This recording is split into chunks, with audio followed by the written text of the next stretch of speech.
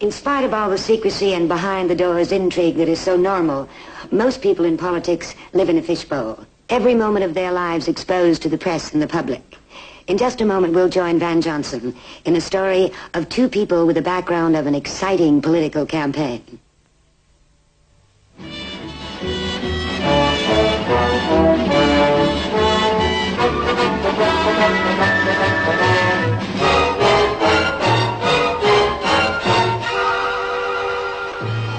Relax, Joe. It's only a press conference. It's not like you're jumping into the prize ring. Well, that's just the way I feel. Every one of those reporters is waiting to give me the old one, too. Oh, I almost forgot. Jerry said this one would photograph better. Jerry. Add a little dignity. He's a great campaign manager. Jerry knows how to reach the public better than any press agent in Hollywood. Well, you just be yourself. You know what you believe in. You tell them, and they'll believe in you. I'm glad you're here. You're going to win, Joe, and you'll be the best thing that ever happened to this state. Ready, Joe? Ready and nervous. First one's always the hardest. Besides, you know the secret words. No comment. Right. Thanks for the tie. Welcome. Oh, what about the rally? Well, there's a full house down there, but it's more like a wait. Think you could stir up some enthusiasm for our next senator? How about it, Louise? Well, we'll get more votes for Joe Robertson. I'll even let them shoot me out of a cannon. Thanks.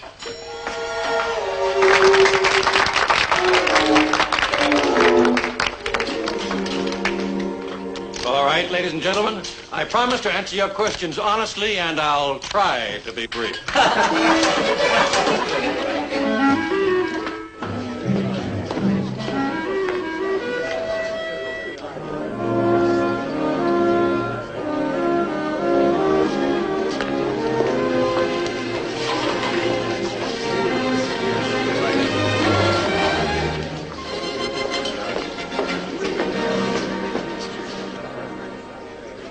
If you're trying to be king of the mountain, I don't think anyone else wants to play.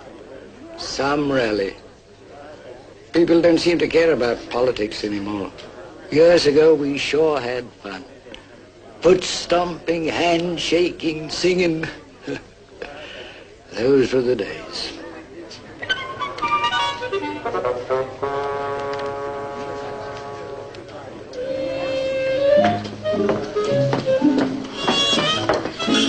Watch. Are you really gonna? Sure.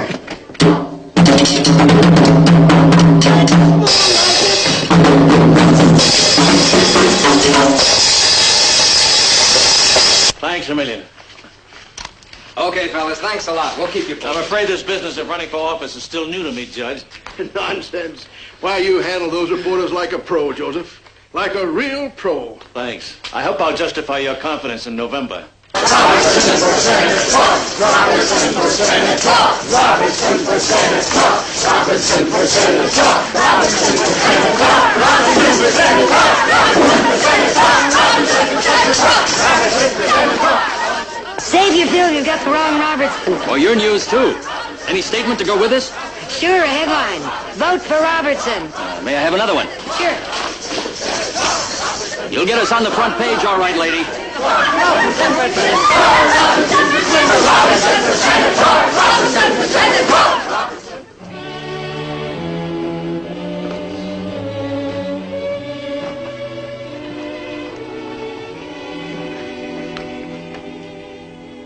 The building is burning down. You think we ought to try to escape? You know, I think those mushrooms we had for dinner were poisoned. What'd you say, dear? I said hello. Oh, hello yourself. Do you know that it's almost 1 o'clock? Oh, no. And do you also know that you've got to pace yourself through a campaign like a runner or a horse? Jerry prepared this for me. He claims the crowd will eat it up. Well, you're a very effective speaker.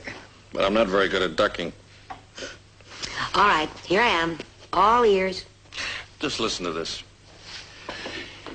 And I say to you, my friends, in this time of turmoil and strife, we must keep the beloved land for which our fathers fought, this cradle of liberty. I say we must keep this glorious nation strong. And I promise I shall, with the ardor of a humble servant, fight with my dying gasp to be worthy of your trust. Well? It's awful. Well, that's certainly candid, and I agree. Well, it's just a lot of words that don't say anything. You've got principles and intelligence and understanding. That's why I vote for you. Not just because I'm your wife. Want to see something nice? Yeah.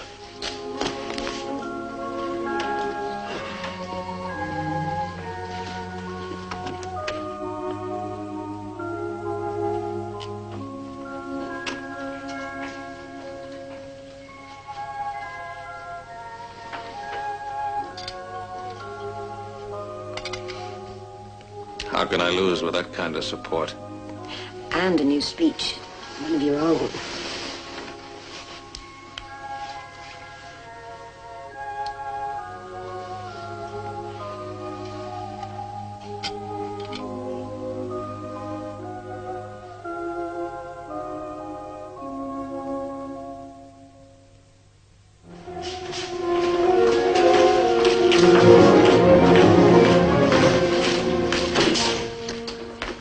Have you seen this? Mm-hmm. It's amazing what clever people can do with an innocent photograph, isn't it? All the other people are masked out. As if it was photographed in an opium den and printed on a wet bar rack. That was no lady, that was his wife. Not exactly a campaign asset, is it? Read it. Vicious lies, dirty implications. But carefully short of libel. Forget it. Oh, forget it. I'll ram it down their lying throats. I said forget it. No, Jerry, I won't lie there while those pigs slap mud in our faces. Well, let me introduce you to the facts of public life. Now, that is part of the game you're playing, listed in all the rule books. Under what? Tactics, comma, filthy, subheading, smear campaign. Look, Louise is Caesar's wife. You allow her in a position to be tainted, even by unjust innuendos from a hostile press. You lose. Okay, Jerry. You know your business. I'll talk to Louise. Agreed, Jerry. No more photographers without your okay. But I really can't understand one thing. Why can't I wear my own fur coat? I didn't say never, just not to political meetings. Well, I must be very dense because really I can't see how I'm going to tarnish my public image by wearing my very own fur coat. Joe is appealing to grassroots voters. Mr. and Mrs. Average American, the little people. Oh, you know they don't have fur coats. Jerry, I'm not a leprechaun. My husband worked very hard to be able to afford that coat, and I'm very grateful and proud to wear it. Want another drink? That's another area you're going to have to be careful about in public. Why, I'm not a drunkard. And I'm not a hypocrite either. You're not likely to become a senator's wife. It's not an elective office. It's my husband who's running, remember? Louise, anyone ever tell you your otherwise charming personality was marred by a large streak of mule? Yep. Only Joe. But he's prejudiced. You want Joe to win, don't you? Of course I do. All right. Then why don't you help him? Look, we'll set up teas, ladies' luncheons, candid shots of you for the women's pages. You know, just plain folks at home. Plain folks. I am an indifferent cook, and I must confess that for the past 2 years, I have been reveling in the luxury of a housekeeper. Don't worry. We'll get those pictures somehow. Look, Jerry, my father was a very rough man. No manners, no education, and plenty of vices. But he did teach me one terribly important thing.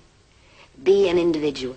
Be yourself. All I'm trying to do is present a candidate and his wife in the image that the public buys. The people will vote for Joe's ideas, his ability, and his integrity. I don't care if he has integrity shining out of both eyes and his mind popping full of ideas, unless the voters see that underneath is an ordinary guy they can understand and like. My husband is not an ordinary man. I know, he's special. But he won't be elected dog catcher if you don't cooperate.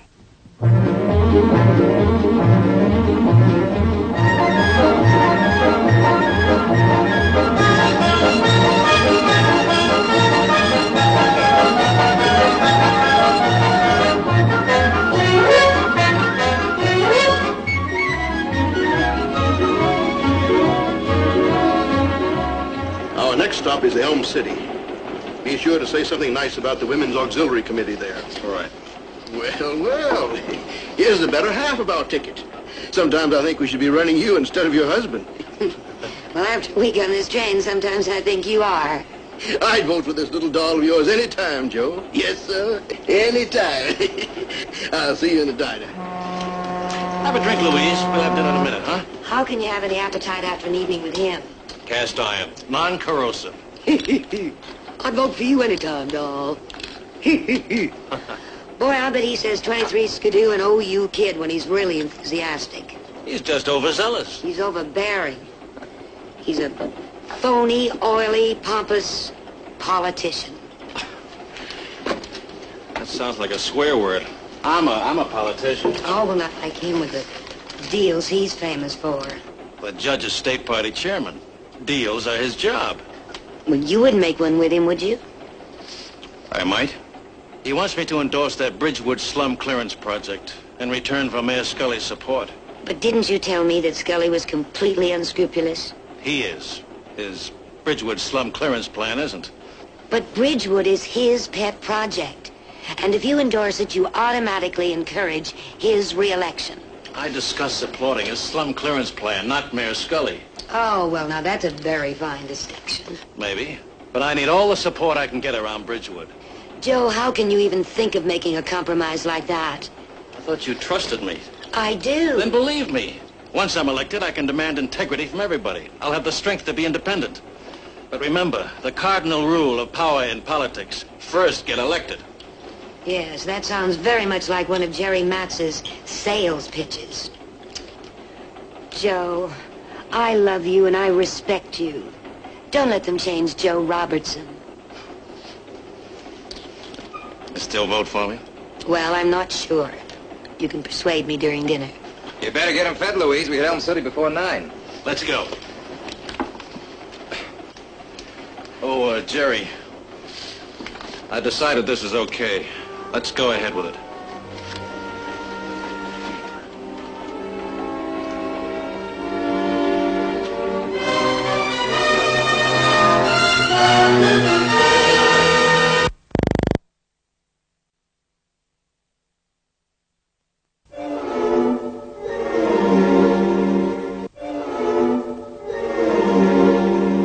It's a special article aimed at the women voters. You know, the female angle on the election. No sugar. Well, my husband is the candidate, not I. But women are interested in what you think.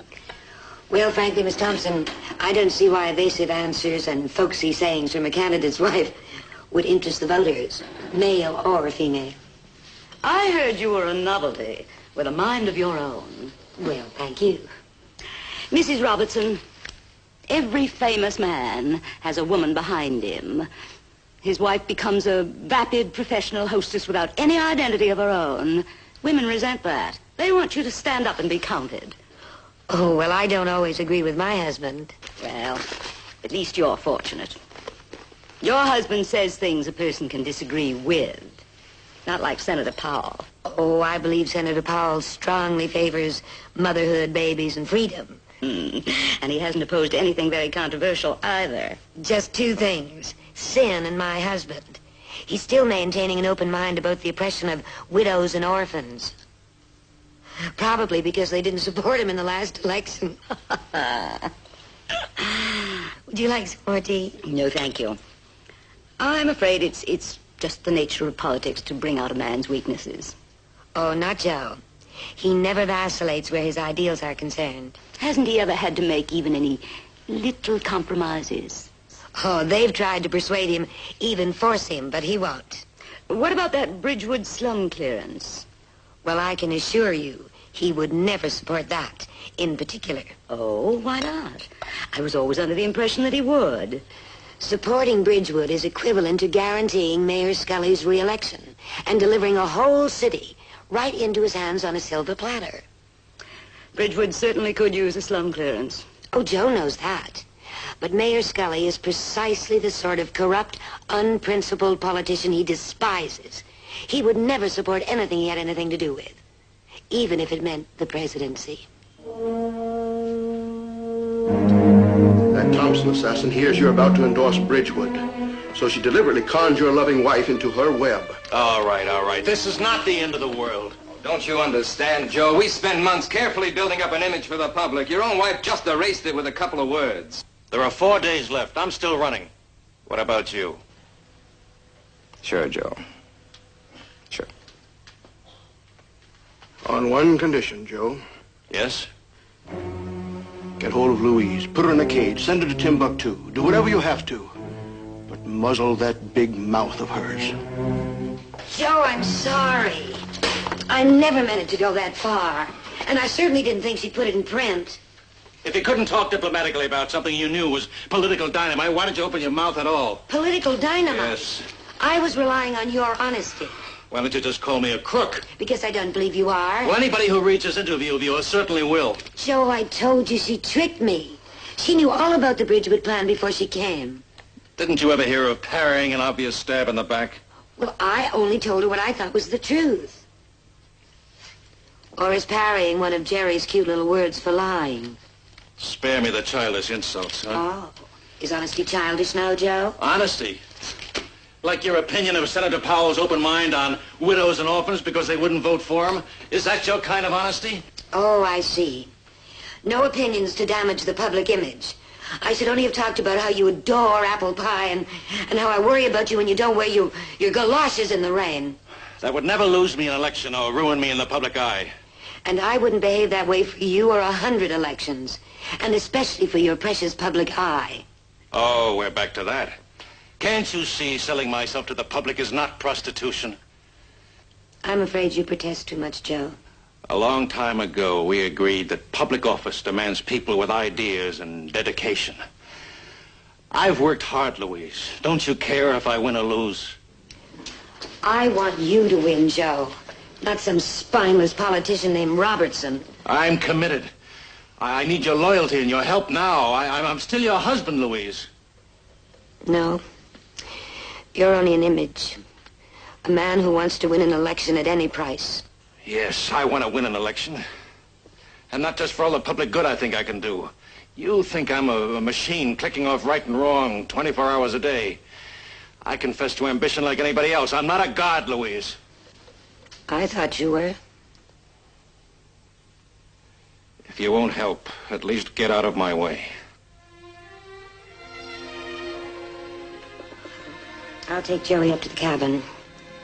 Is that far enough? That's fine.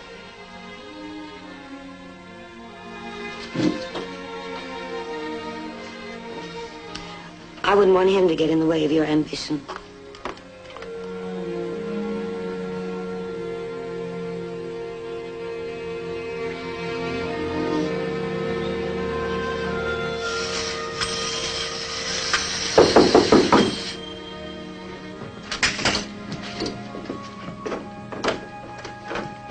You got me. Hey, how are you, Joey? Is your mommy home? Yeah. Hello, madam. I'm part of a committee to get people to the polls today. Have you voted yet? Yes, I voted. Can I vote for Daddy, too? I wish you could. He could use it. Joey, wouldn't you like to come play with Bobby for a little while? May I, Mommy? Oh, boy! All right, Jerry. Why did you come? Persuade you to come down tonight and watch the returns with Joe? You still think if I had helped him your way, he'd be sure to win? You like honesty, Louise. I probably went a little too far, but he'd have had a better chance if you hadn't been around at all. Then I won't crowd him now. Too proud? He doesn't need me. I told him you wouldn't. Do you always know what people think about other people? Louise, you're a big girl, but you still don't know the difference between individuality and stubbornness, discretion and hypocrisy. They're in my dictionary. And so is integrity. While you're at it, try looking up compromise. It never was a four-letter word. Goodbye, Louise. And now for a look at the returns in the senatorial race. At this hour, Powell 101,250, Robertson 99,400. I think it can be safely stated from these late returns that the incumbent Senator Powell is pulling steadily away from Joe Robertson. These returns coming from the outlying districts leave the new look looking sad. Ladies and gentlemen, we take you now to the Robertson campaign headquarters for a special announcement. Ladies and gentlemen, I appear before you to concede this election and to publicly offer my congratulations to the winner, Senator Powell. I wanted very much to win this election. I'm disappointed. For myself, and for all of you who so confidently gave me your loyalty and your faith. But from defeat, I have relearned something so important that I'd like to remind you. It's this. From childhood, each of us builds within himself certain values. Call them ideals, principles. Together they represent our individual integrity. Nothing is worth the surrender of the least part of that integrity. Not wealth, not fame, not even the winning of public office. I pray that each of you joins me in a rededication to principles, to integrity, to an unquenchable fire of honesty to ourselves. Thank you. Good night.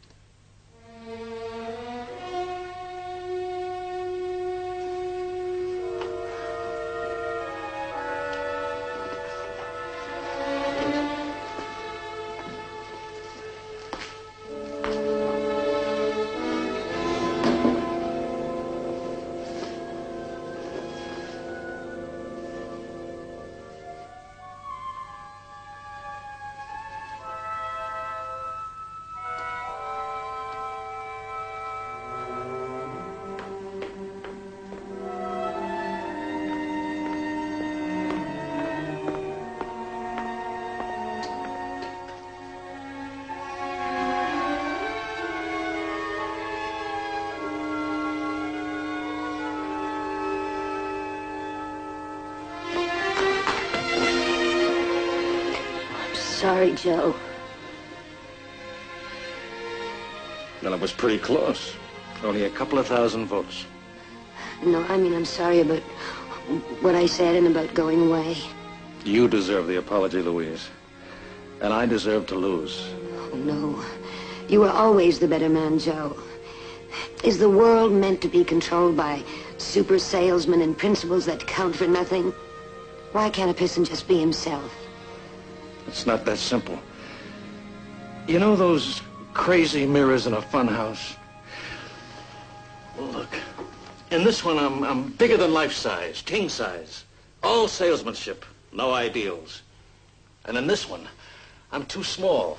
Nobody can see what I'm like. Ideals, yes, but not enough salesmanship. What about the one in the middle? Oh, he needed no mirror. He should have run just as he was. Come on, Joe. Let's go home.